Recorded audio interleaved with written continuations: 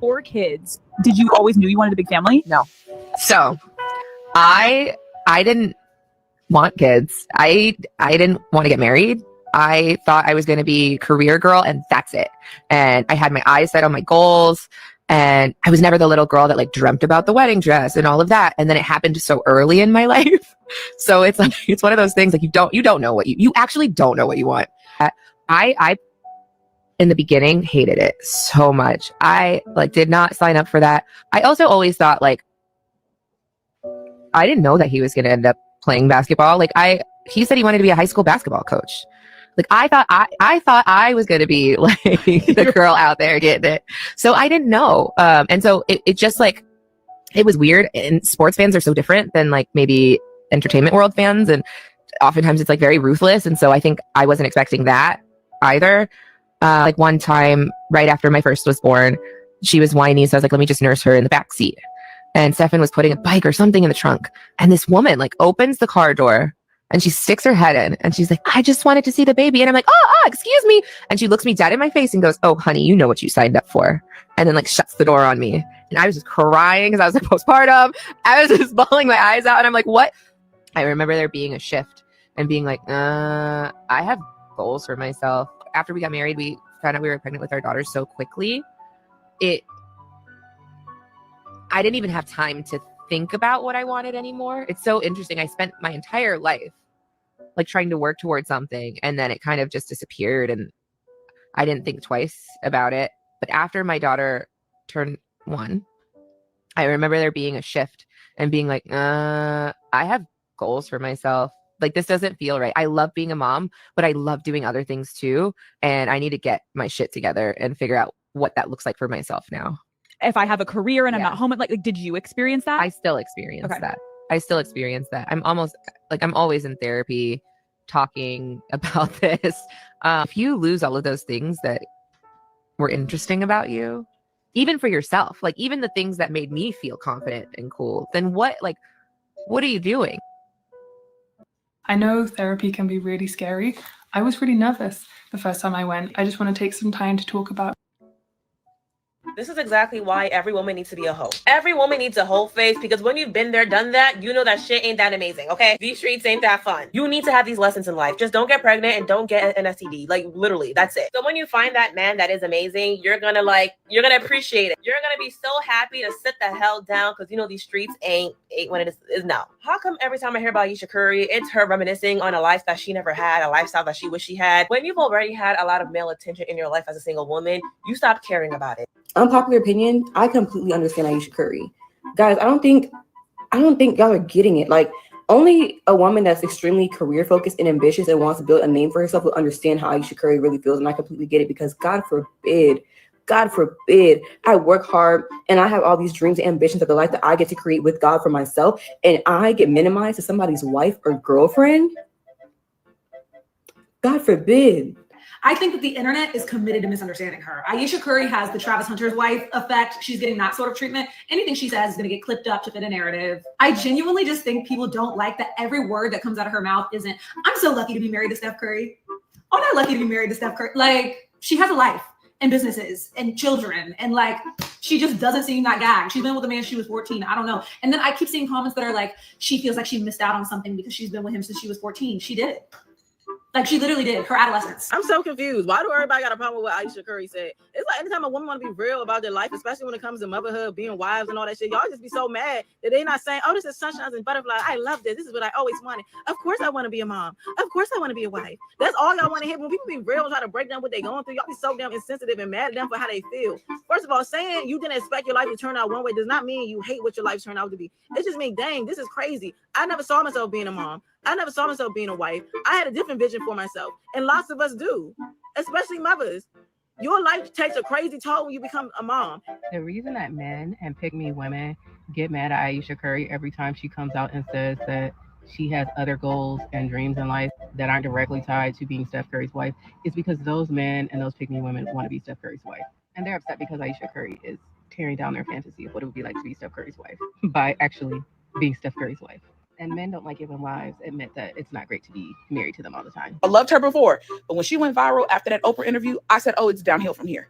I knew it was going to be downhill because y'all purposely go out y'all way to misunderstand that lady. Nothing she said in this recent Call Her Daddy interview was embarrassing to Steph. Y'all are just reading headlines and y'all don't like her for some reason, and y'all are choosing to be willfully obtuse.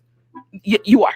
She literally said in an interview, the lady from Call Her Daddy, whoever that, I don't know her name, child, she asked Ayesha Curry, did you ever think you would get married and have kids? Did you ever think you would marry somebody like Steph? And she said, no. I thought I was going to be a businesswoman. I didn't want to have kids and I didn't want to get married. How was that embarrassing to that man? She's just talking about how she thought her life was going to be. Ayesha Curry is what happens when a generation of 21-year-olds tell themselves that they're ready to be wives and they're ready to find the love of their lives and settle down instead of being hoes.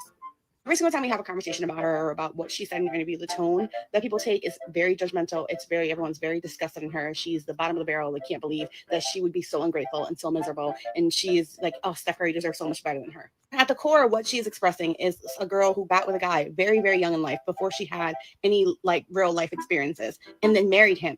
Now they've been married X amount of years, I don't know, 10, 12 years, I'm not sure, right? And they have 4 kids together and he is extremely famous and she is his wife. That is what her entire life is. And now she is reaching 40 and it's starting to click in her head that, oh my God, I only have one life to live. And now it seems like because of the choices that I've made, my entire life will only be defined by this person. I will only ever be his wife and the mother of his children. It's very interesting for Ayesha Curry to speak out about it because she, for the past, like, I don't know, it was like 8 years or so, she's been building a career and a brand for herself, right? Like she had cookbooks, she had her own talk show, she had like a food show, right? Like she's been building a brand all for herself and a name for herself, making a career for herself. And her still expressing the sentiment of feeling unsatisfied is because it seems like no matter what she does, all she ever will be is his wife and the mother of his children. And the sentiment that she's trying to describe is being like, oh my God, when I die, I will have wasted my entire life belonging to other people. I would have never been my own person.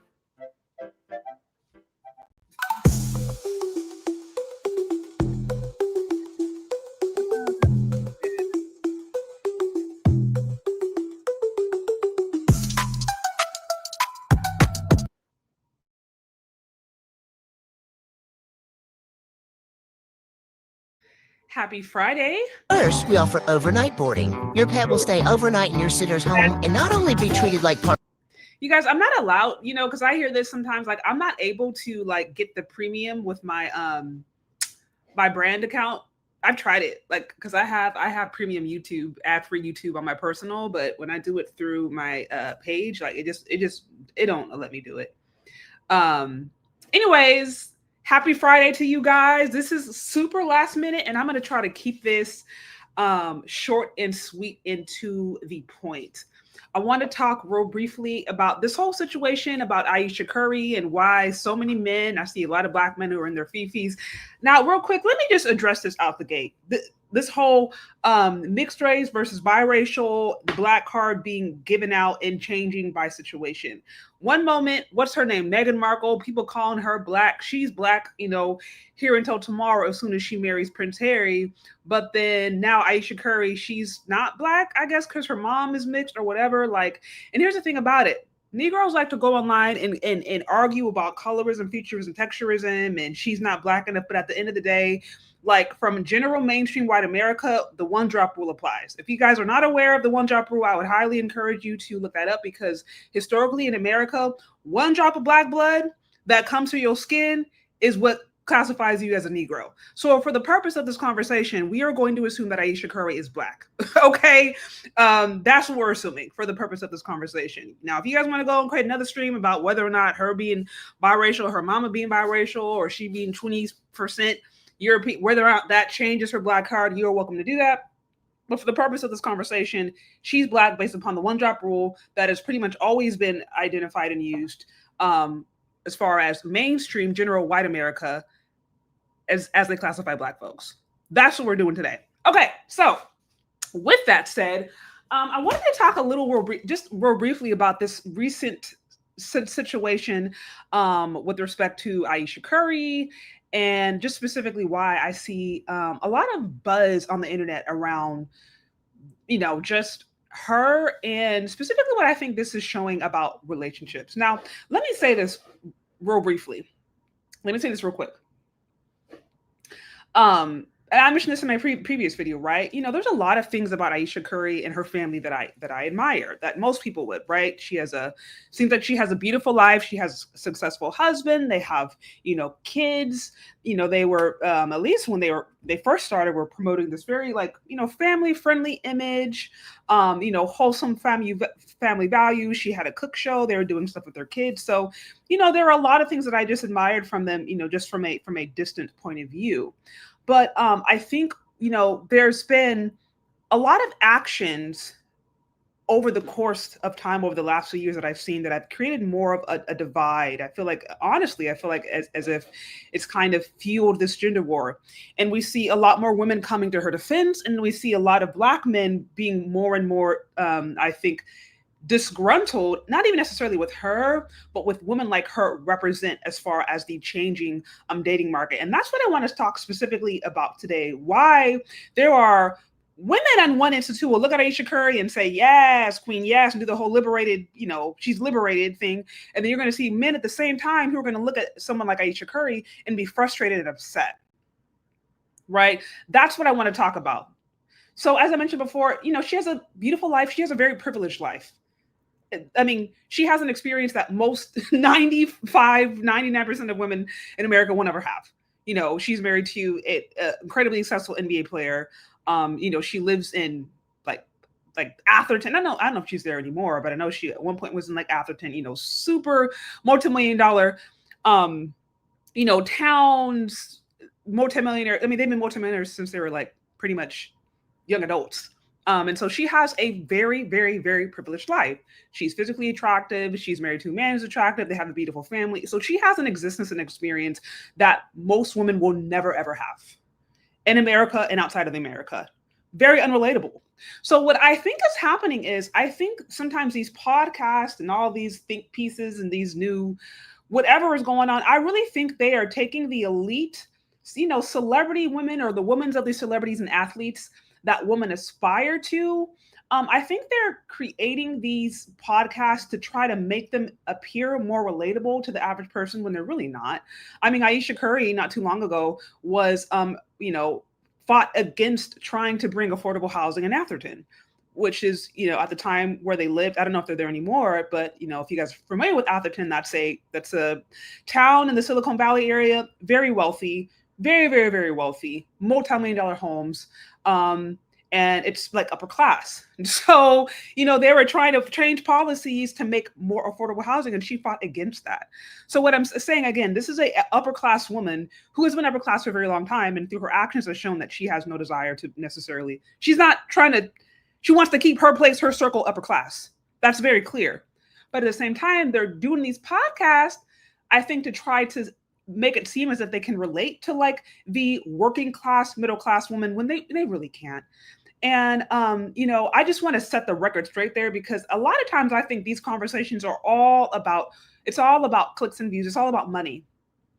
The powers that be, people in media, people who push out these messages, people who, you know, who are responsible for what goes in the headlines, they know that there's been an industry going on for decades for basically bashing men. That's very popular among women. They understand that there's a huge industry. There's a lot of money to be made in that. And at the end of the day, women are still the biggest consumers. So there is money to be made when you can appeal to women. And, you know, earlier on, to my understanding, you know, they were women oftentimes were kind of hating on Ayesha Curry because she had a lot more traditional values. At one point, she'd mentioned, you know, submitting to her husband, you know, when they kind of first came to be, and said things that were, I think, a lot more in line with scripture, the word of God, honestly, because I know they ascribe to Christianity, but women weren't necessarily happy with that. But now her transition, it seems like she's a lot more in alignment with the status quo as it relates to, you know, women liberation and all that. But like I said, let's just be really clear. She is incredibly privileged. And most women will never have a life that is anything close to what she experiences. She's very unrelatable. And that's not necessarily, I'm not saying it's bad for her to be privileged, but what I'm saying is I definitely think there's an agenda to try to create this illusion that these very privileged women can connect to working class women who are struggling to pay their bills. And the connection that they have is this disdain and disrespect to Black men. That's where they can connect. They can't connect on financial issues. They cannot connect on relationship issues. They cannot connect. They really can't, because she's married young, one of the 4 Black women, or, majority of Black women will never be married. She's physically attractive. She is, in shape. Again, most Black women are overweight or obese. She has, multiple kids. She's lived in a multi-million-dollar household. She's married to a very successful NBA player. Like most women, that's not their experience. So the place that they can connect is in having a sense of disdain or having a sense of disrespect or minimizing men. And I think, honestly, because the powers that be know that, they lean into that. And they flame it. Even if that's not necessarily, that may not even be her intention. Honestly, she may just be, just talking off the top of her head and not really thinking. But I really do believe the powers that be, like I said, the media platforms, the different podcasts, mainstream media who reports on these things and, they give certain angles. They know that soaking tensions between men and women is what fuels the economy and ultimately actually what gives women paid. So I do think that's what's going on. Now, here's what women are going to say. They're going to look at somebody in Ayesha Curry and they cannot connect with her in any other place, but they can connect when it comes to bashing Black men. That is an area where women of all races and classes can connect when it comes to bashing men, particularly Black men. So as soon as a Black woman goes online and says something that's salty or shady or undermine Black men, there's going to be Black women from all walks of life defending her, because that's something they can connect on. And that's what we see, right? I showed you guys the clips of a few women who came on and they were like, what y'all talking about? She's just sharing her experience. Y'all acting like she don't have no right to no feelings. You acting like, she can't feel nothing, that she got to be fake. So, they're going to defend her left. They're going to defend her from left to right. Why? Because she's going online and, she's kind of moving. She's on code to a certain extent. Like she's on code with classic feminist propaganda. And again, I don't even know if I'm convinced that this is something that she's doing actively or not, or consciously. I'm not sure, but I definitely know, the ones who are responsible for media are aware that this is what women connect to. So women are going to say, "Oh, y'all are just mad that she's expressing herself. Y'all are misogynist because you don't like when women express their true feelings." This is pretty much going to be the narrative. That's what women are saying. Now, and here's another thing too. At the end of the day, her husband backs her up. So I don't know what situation that they have, what conversations they have. Like, we're never going to fully know their dynamic. But at the end of the day, he backs her up. He's allowed to go out and go on these podcasts and say whatever. So he's cool with it. That's on him. That's there in their marriage. I'm not going to speak against that. That is clearly what he is accepting. But the reality is most men are going to look at these kind of scenarios in these cases and be completely and totally disgusted. And I want to break down why, and I want to try to explain this to women. They may or may not get it. They may or may not care, but I want to try to explain it to women specifically, because I really do think women are looking at this as if men don't want women to share their emotions or have their feelings. And that's not the issue. The issue isn't that she has feelings, that she has emotions, that she has her, hard days. That's not the issue. The issue is the way in which this is done comes off really, really, really disrespectful. And that's the first thing that I want to mention. A lot of men are going to look at somebody like Ayesha Curry, who is incredibly privileged and who has had a ton of access, has gained wealth, has gained, again, access to certain things, spaces and places because of her husband's success. They're going to look at the privilege that she has and the way in which she complains and say, hey, this is disrespectful. It is not necessarily because she has feelings, but it's because, there used to be a day and time. There used to be a day and time where I think women knew that you would operate in a way as a married woman to try to protect the sanctity of your marriage, of your family, of your image. Right. And if you got out of line, you maybe had a mama or an auntie or a big mama or somebody with common sense who will come alongside you and say, honey, shut up. Be quiet. Like, not everybody needs to know your business. The only way people know your business is if you tell them. So there used to be like a check and balance where there was like, I feel like there's basic common sense where they knew, okay, there are certain issues or certain challenges that we are to work out in the privacy of our own home and a safe space. Not everything is public discourse. Not everything is up for people to like, share, subscribe, to give their opinion, to debate. No, things related to marriage and specifically things that are related to like your husband. If he's a public image, he's under constant scrutiny. There are people who are always looking at him. You have the responsibility to be mindful of that and to not create more chaos than what he's already under. Right? Like this would be a common understanding. But for some reason, women feel like just because they feel some kind of way, they can just go on and tell the whole world and there's no repercussions. And what I'm trying to say is somebody like Ayesha Curry, who is married to a man like Steph Curry, who has, a public figure, has a lot of pressure, has a lot of eyes looking at him.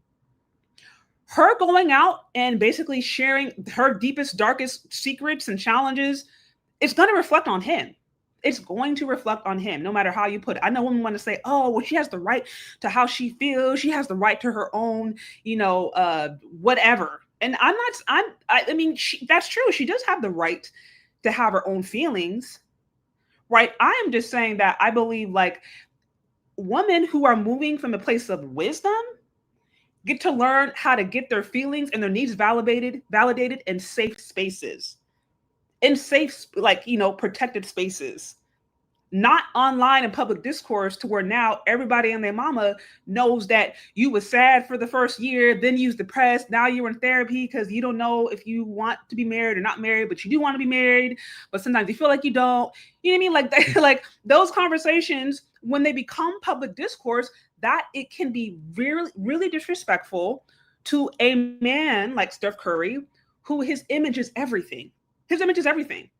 And so men are looking like this and they're just like, wow, somebody as successful as Steph Curry, right? As unique and privileged as Steph Curry doesn't even have a wife who can understand that with all that he's done, doesn't understand that, it's respectful at the very least to still try to maintain a level of dignity and maintain a level of privacy when it comes to respecting their union. Like he can do all this stuff. But there's no sense of regard for his name.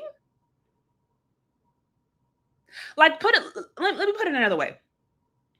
I want women to imagine a scenario in which Steph Curry went online and said, I was really having a hard time being attracted to my wife when she, put on weight. And again, I'm making this up. I'm not saying that's how he felt. I'm not saying he felt this way. But just for an example's sake, imagine if Steph Curry went online and talked about how, it was hard when she was putting on weight. She was being emotional because she was pregnant, and he, women are sliding in his DMs and trying to, do stuff to him, but he's trying to resist. But now, now she's emotional and he's questioning. You know what I mean? Like, imagine if he went online and shared all the different challenges that he had with his wife on a public podcast. I think women would say that is completely and totally misogynoir. They would do that. In this situation, even if she's biracial, even if people want to say she's biracial, when it comes to trying to prove a point, they're going to claim her black card, right? If they think a black man is disrespecting her, they're going to claim the black card. So imagine a scenario in which Steph Curry came online, said all kinds of different stuff about his wife. I was unhappy the first year. My life didn't go the way that I thought. I thought she was going to be more of this. She was going to be more of that. But then she put on some weight. And then, she wasn't, there for me. And again, I'm not saying this is what he said. I'm just trying to create a scenario so people can understand when the genders are swapped, this kind of behavior it's never acceptable. It is literally never acceptable. And women are quick, like you don't even have to think about it. Women are quick to be like, oh, he's misogynist. He will be misogynist. And they would not forget it. They wouldn't forget it. But somehow a woman can go online and say all these things about her husband, say all these things about how unhappy and and in the name of sharing her feelings, and it's not that big of a deal. And what I'm trying to say is men see that double standard, because I think if there's an expectation that men have, particularly men of means, such as Steph Curry, So even Barack Obama, like, I mean, think of all these successful Black men out there. Even Will Smith, right? He did that whole thing trying to protect Jada and the slap. You remember that? Like, so if men are expected in these positions of prominence and power, whatever, to protect their woman's image, even if it comes down to slapping somebody, in the case of like Will Smith, right? To protect his wife's image, if men are expected to do that, what they're saying is, can y'all not do that in reverse? Like, can there not be some shared responsibility here? Can we be in agreement that we are both here trying to protect the sanctity? Because what ladies don't understand is that in an effort for them to just express their feelings, they make themselves more vulnerable. They can make themselves more vulnerable. There are 1,000,001 women who would love to be Steph Curry's wife, 1,000,001. And these ladies out here are aggressive. They are aggressive. So if they can sense that there's a sense of discontentment or there's strife, they will come in and do whatever they can to try to break up that marriage.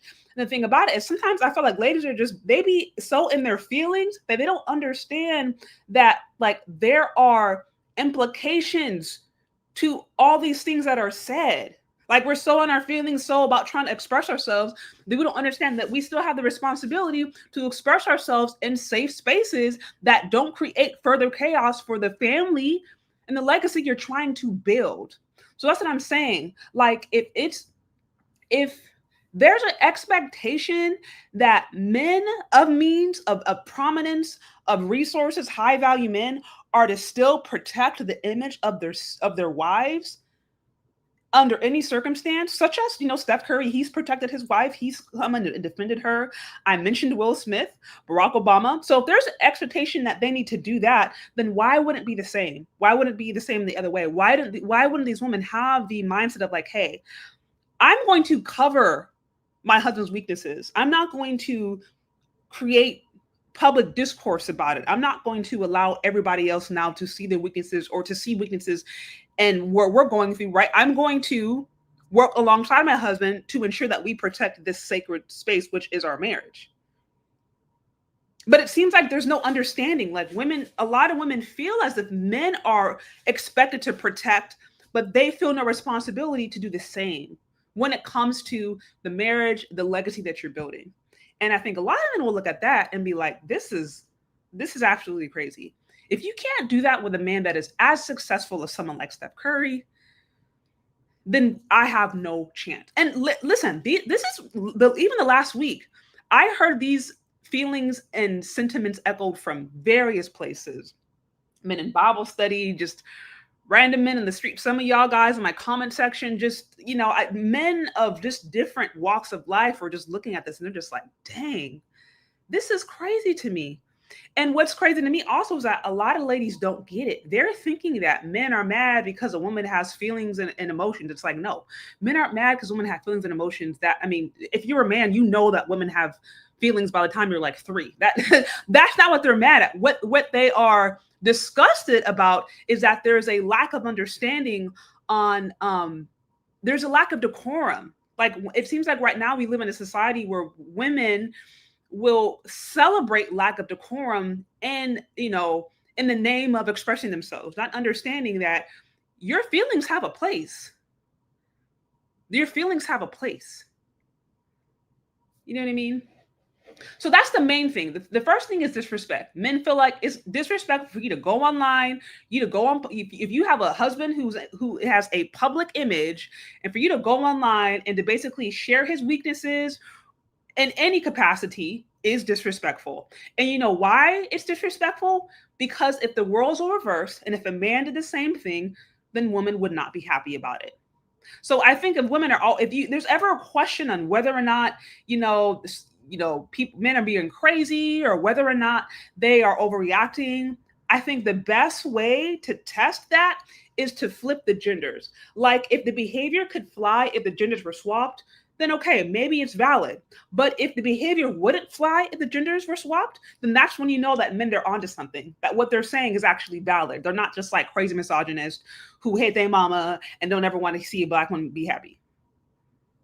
So that's the first thing. Men are like, yeah, this is disrespectful. And if this level of disrespect can be tolerated and even supported and even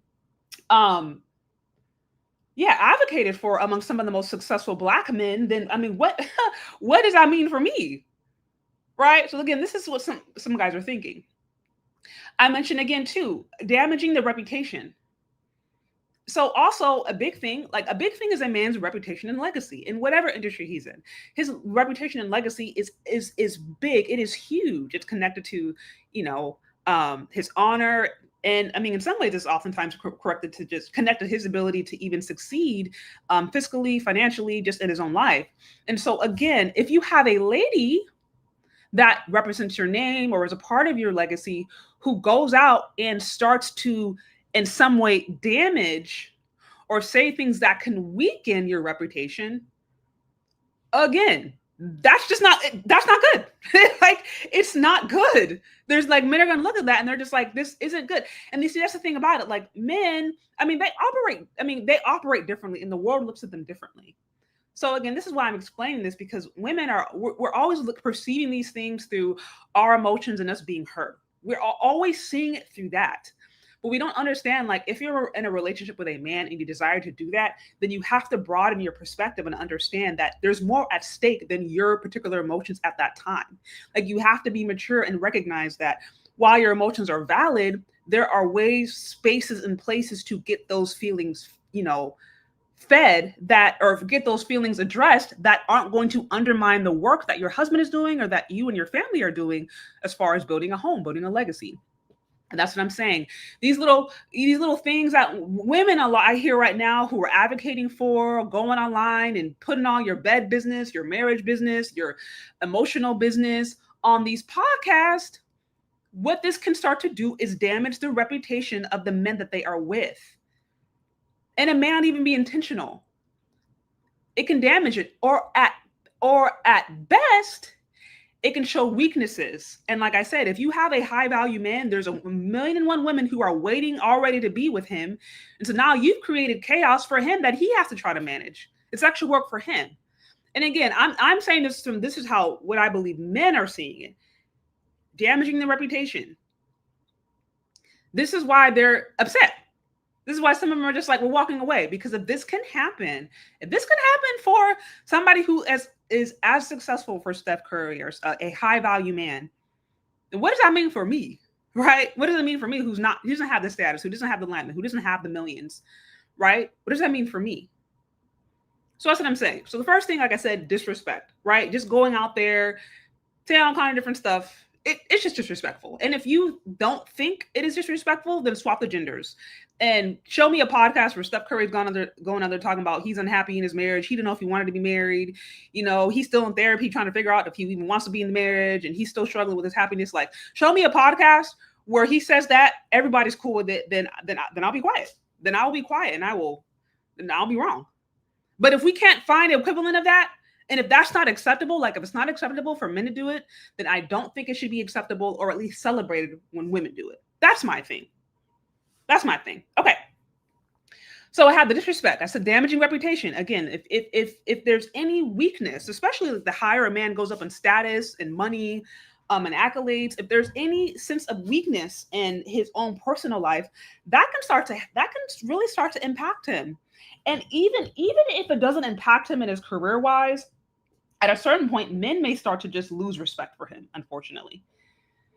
They may start to lose respect to him. And like I said, that can connect to the legacy, that can connect to the honor, that can connect to the sense of reputation that is very important for many men, especially those who are high value or who are in those spaces, who are public figures.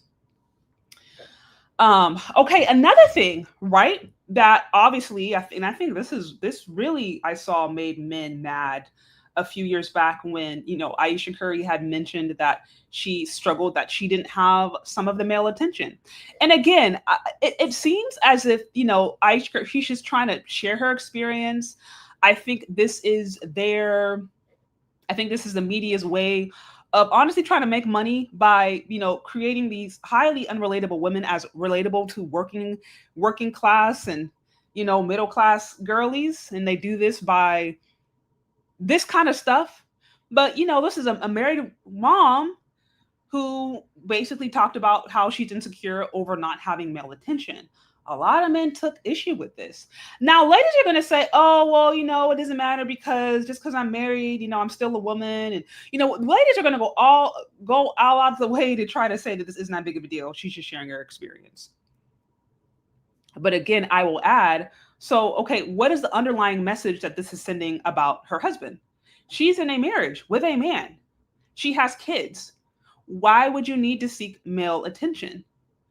Right? Because that can send off a message of, I'm not getting my needs met in my marriage. That can send off a message of, this isn't good enough. This isn't good enough. So here's the thing about it. Everything Ayesha Curry does is going to be a reflection of Steph Curry. And I know women hate that. And I know to a certain extent, she even mentioned that she hates that too. But again, I'm mentioning this because to a certain extent, this is what comes with being with a public figure. People can be mad at it, they can hate it, they can say it's misogyny or misogynoir, you can whatever you want. But as the system works today, as the standard works today, like they're a reflection of each other. They are. And that's what marriage is. Like marriage is, particularly from if you're coming from a biblical standpoint, which they both, again, ascribe to be Christians. Marriage is two coming together, the two becoming one. They are building a legacy that is for the family, for both of them. So they should be a reflection of each other. That's healthy. That's not unbiblical. That's not against, the faith that they are a part of. But what I'm saying is, if that's the case, you go online and you say, okay, well, I'm insecure because I'm not getting male attention, but you're married. Dudes are like, what the hell? Like, why do you need male? Like, you're in a different phase. Like, you don't need to be getting male attention anymore. Right? So again, I'm trying to explain, at least from a standpoint, I think from a male standpoint, and again, I'm not a man. This is just from what I've heard, from what I can perceive, why so many guys will look at this and feel like this is bad. This is disrespectful. Why what women may perceive as a woman just expressing herself, men will see as disrespectful.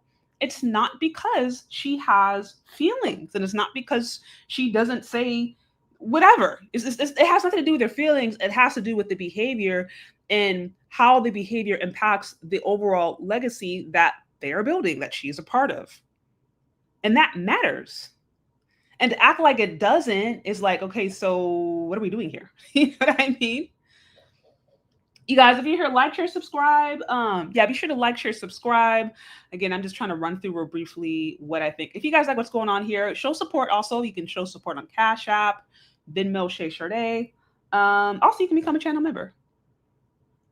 So, okay, real quick. Sorry, okay, guys, actually, I got this. Give me 1 second, you guys. I'm going to take a quick break, you guys. In the meantime, show support, love, and support. I'm going to go on a quick break, and then I have just a few more points, and then I'm going to wrap this. Okay. Give me 1 second.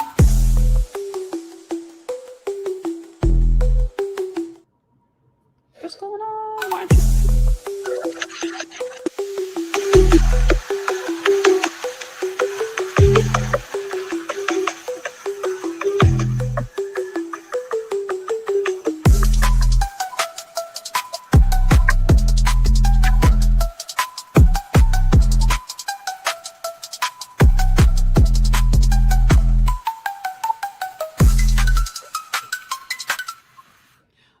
So, all right. So I'm going to try to wrap this up. So I mentioned disrespect, men feeling disrespectful. And again, for me, the test that I encourage women to use is if the genders were swapped and the behavior would be considered disrespectful, then that's how you know it's disrespectful. Because it's hard. Sometimes it's hard for us as ladies, I think, to perceive it when we don't understand. We don't always really believe men, honestly. We don't. And so the thing that I try to use is say, okay, well, if the roles were reversed, would it be considered acceptable or would it be considered misogynist? And if the answer is yes, then that's usually an indication that the behavior is out of pocket, or at least it's worth, investigating further. So we talked about the disrespect. We talked about damaging reputation. We talked about, the desiring other male attention and how a lot of guys are going to be like, that, huh? And again, for every woman who wants to say that's not a big deal, swap the genders. If a man went and said, man, he's in a relationship with a woman, a beautiful woman, but he's like, man, I wish I got more attention from ladies. And I wish, they were looking at me the way they were looking at her. Like, if a man said that, what would y'all think? What would ladies think? What would they say? They'd probably say he's a cheater, all kind of different stuff. So again, so I'm saying, like, if the behavior doesn't apply, if the behavior does not apply and it is not good when men do it, then it shouldn't be okay when women do it. Okay, now here's another thing. Exposing family to unnecessary scrutiny. What I said before, the issue is not that Ayesha Curry has feelings. Her feelings are valid, right? She's still a human being at the end of the day. She's still a woman. Their feelings are going to change all the time. So I'm not opposed to a woman doing what she needs to do to deal with that. I think that you need to in order to be, I think, fully present for your family, your husband, your children, whatever. My thing is, I think a part of wisdom is learning how and when to share your feelings and get those needs met in a safe space, in safe spaces that are not going to create havoc or to bring unnecessary scrutiny to your household. That's the thing. Women need to get their needs met. They need to get their emotional needs met, but you have to learn how to do it in a way that's not going to start creating pressure for your husband, for your family, for your home. And the thing about it is, going on these podcasts or having these very public conversations about rather intimate things that express poorly on what's going on, it can cause unnecessary scrutiny on her husband, on their marriage, on their family. That's what it can do. And so again, I'm saying this because this is how men are looking at it. Men are going to look at this completely different than how women are going to look at it. And like I said, even if, if Ayesha Curry, her husband supports her, he, will always seems like he'll always support her. So, that's on them. And if that works for them, that works for them. But I'm just trying to explain to you why most men see this kind of behavior and are not cool with it. Because most men are not. Steph Curry might be cool with it, and that's fine. But most men are not cool with this kind of behavior or just with this kind of rhetoric. And I'm trying to just explain why.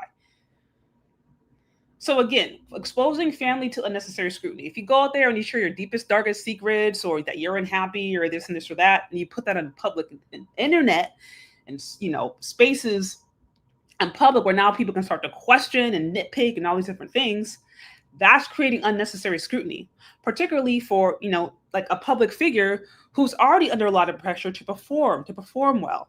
So that's just an extra noise. And I'm sure to a certain extent, they've had to learn how to navigate that. But again, they're building every single day towards their legacy, towards their reputation or whatever. She's a part of it. So what she says, it can help it. It can hurt it. There's no way around it. So, okay. And then another thing.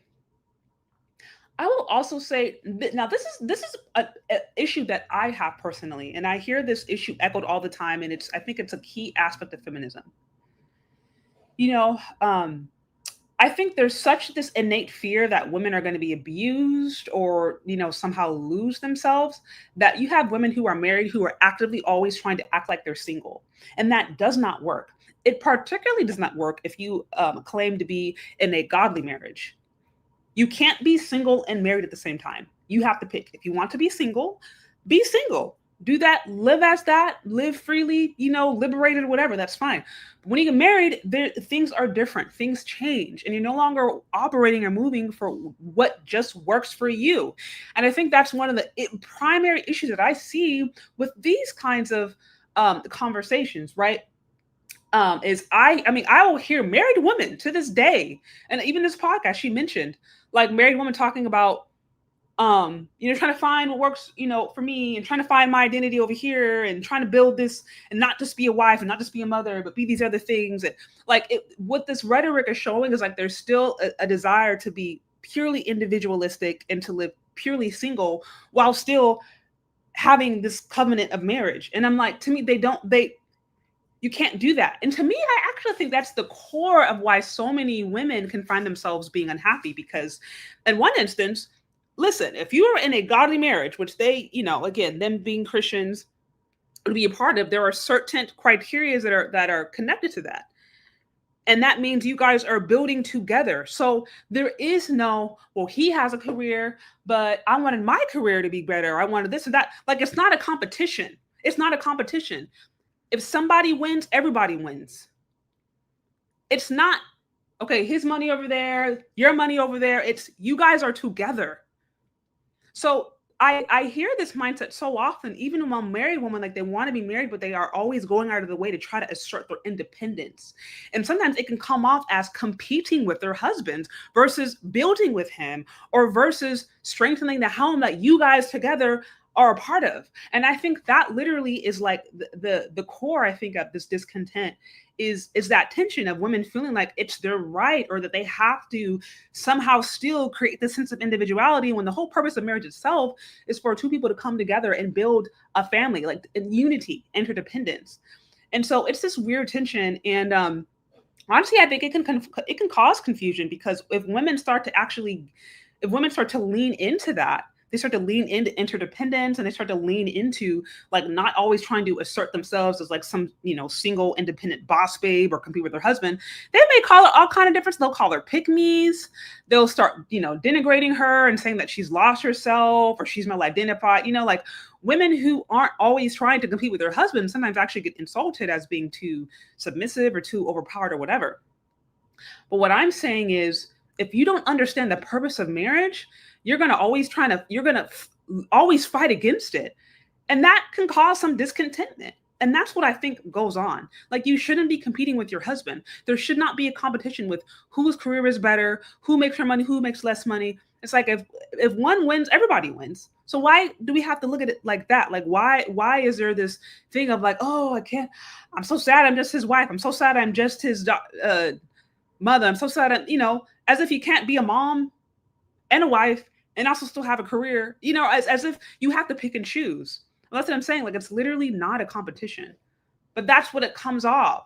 And so when men perceive as if these are women who want to be married, but still very much want to be liberated and still be single, and then they can seem as if they are in some ways competing or comparing their lives with their husbands, or comparing the attention, right? As in, this, for example, this one right here, where she would basically, went on to kind of compare the amount of attention her husband gets versus the amount of attention she gets. And dudes are like, what? I'm like, why would you compare that? Like, I thought we're on the same team. We're not competing. So again, I'm just trying to explain.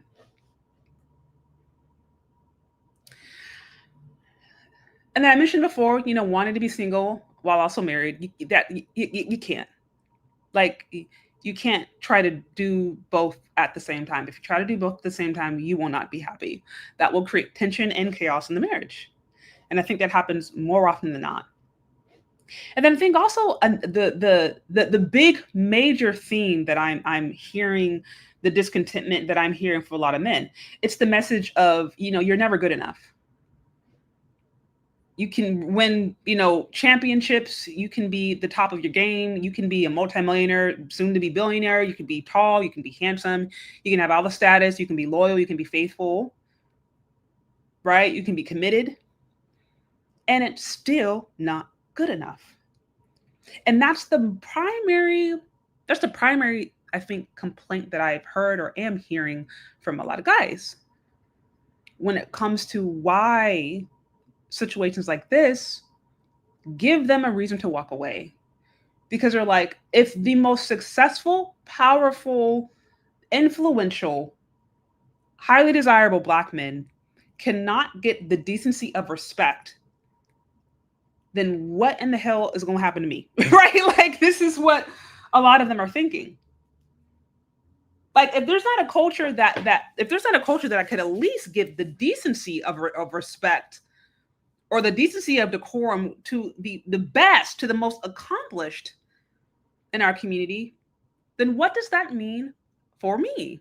What does that mean for those who don't have the status, or maybe aren't, as tall, who don't have, who aren't that? What does that mean for us?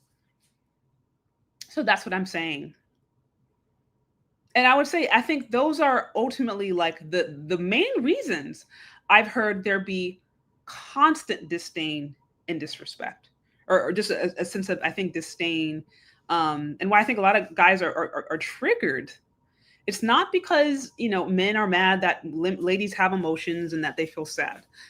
That's not a thing. And I think to mischaracterize what men are saying as if they're just misogynist because women aren't like bowing down to them is, I think that's a little, in my opinion, that's a way to minimize what they're saying. What they're saying is just don't be disrespectful. And the way that you intend me to protect your image, your name, and to, you know, always present you in the best light, why can't you do the same for me? Why wouldn't you do the same for me? When my reputation and my success actually depends upon that. And my thing is, as women, it is our responsibility to learn how to get our feelings, our needs, our insecurities met in safe spaces, in safe, protected spaces. And the more successful, or the more I think public, the more your husband is in the public, the more your husband has a sense of status and has a sense of scrutiny, then the higher responsibility it is for you to make sure that you protect that. And it doesn't mean you have to lie. It doesn't mean you have to pretend that you're happy that you're not. But it's just you have to learn how to get those needs addressed in a safe way that will not undermine your marriage, your family, and your covenant. That will not undermine what you've built or trying to build. And I think that is I think the biggest issue is these kinds of things are what ladies do to tear down their own home. This is the kind of behavior that women can do, even unknowingly, that can start to actually now put scrutiny on their house, put scrutiny on what they are doing. And it's unnecessary. It doesn't have to happen. There are a million and one things Ayesha Curry could have talked about. A million and one things, right? And I'm sure there's things that she could be vulnerable about that wouldn't necessarily make it seem as if the message is you're never good enough. But, you know, talking about, oh, I wish I had more attention and I'm not getting my attention. There's something wrong with me. And then, you know, remember she posted nude after, you know, not too long after that. And then, you know, talking about how she didn't want to get married and have kids. She doesn't know what she needs, but then she's still in therapy trying to figure out, you know, where has she gone? Has she lost herself? Like, so again, these are all very valid feelings, but it's like, there just need to be public discourse because now what would this mean? What is this going to mean for women who may have their eye on Steph Curry? It's more things that he's going to have to ward off. And listen, he might be willing to do that. He might be, obviously it seems like he's cool with it or whatever. I don't even really fully know, but most men aren't. Most men don't want to have to deal with that. They don't want to have to deal with damage control, you know? They don't have to deal with that. So that's really, I think would be the core things that I wanted to address. I kind of talked to it briefly in the, in my videos that I drop, my pre-records, but I wanted to give just a bit of a deep dive because after looking at different people's response and the backlash, and particularly women who were so in their, you know, feelings about why men were just being crazy and unreasonable, I was just like, y'all don't get it. Y'all don't understand. The issue isn't that she has feelings or that she isn't, even that she has moments of not being as happy. Because I'm like, even if you're a multimillionaire, like no one is happy all the time because we're humans. Things happen, emotions change, hormonal imbalances, you know, you have moments of not understanding each other. Like that's just a part of marriage. That's a part of just being a human. But it's the what seems to be the lack of respect or even the lack of understanding. And even a lack of willingness to want to understand. That's the thing. The lack of willingness to want to understand, I think, is what is the most concerning for a lot of guys. The lack of willingness to want to understand. Yeah, this one. Well, she did actually say that she thought she was going to be the one, you know, bringing in the bread. That's kind of what she had mentioned. And I'll also say this. I don't know her friend group. I'm not really full of the situation, but I know she, unfortunately, in her circle or just, you know, people in Hollywood, they're always saying this kind of weird BS, honestly. So it's like, you also have to sometimes you got to be mindful of your friends, because God forbid she has single friends that want her husband or all over here trying to get in her ear. I don't know if that's the situation, but I'm just saying, like, you can't, I wouldn't put nothing past these ladies, because these ladies in Hollywood are always talking about how, liberated, and like they're always, I feel like in that space, there's always a reason for them to try to fight against somebody's marriage. I don't know if it's because there's big business in divorce, or they can make money off of like dissension divorces. I don't know. But yeah, in her class, and that celebrity athlete class, I'm sure there's plenty of pressures that are always trying to divide marriages and families, and always saying, it's not good enough. And like I said, there's plenty of opportunities that Steph Curry has. There's always women coming after athletes. So that's what I'm saying. Like, with those pressures, you have to be even more aware, in my opinion, if you want to try to minimize scrutiny, if you want to try to minimize public backlash. That's what comes with it.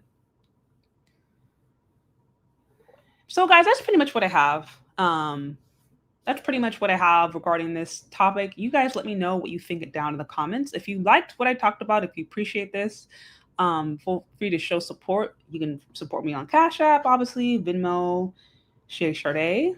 And you can also become a channel member, or you can purchase your copy if it's not Jermaine's fault, or your shirt, or any of my merch. I'm trying to think if I have anything else. Yeah, I think that's pretty much what I have for now. I didn't want to keep this crazy long. I just wanted to go a little bit more detail into some of what I got. So yeah, thank you guys for listening. Good to see you. And be sure to leave your comments if I missed anything. Or if there's something that you feel like you want to add, let me know. All right, guys. Well, we will talk later. Enjoy the rest of your evening. Bye. Angel nightfall, let the whole world see. Black kings rising high in our own destiny. Moving through the storm, proud and bold we stand. Shining like gold, love's in command. Miss Andrew tried to put him down with a Miss Andrew vibe, but Jermaine flipped the script, now watch him thrive. In a classroom of doubters, his spirit never fell. Every harsh word turned to beats that made him rebel. They came the neighborhood up, dropping wisdom like a rhyme. Challenged that old Miss Andrew said, not on my time. With his wife Mia Swahili for strength and grace by his side. They set the record straight with humor and pride. In the dating game and gender wars where opinions clash and play, Jermaine and his crew keep it smooth, dancing hate away from awkward first dates to the battle of the hearts. They flip the script with funky vibes and soulful art. Talk, let them squabble, we're too fly to be confined. Every snide remark just fuels the fire of our mind. With laughter as our armor and pride, our battle cry. Black men rise above it all, reaching up into the sky. Fall, let the whole world see. Black kings rising high in our own destiny.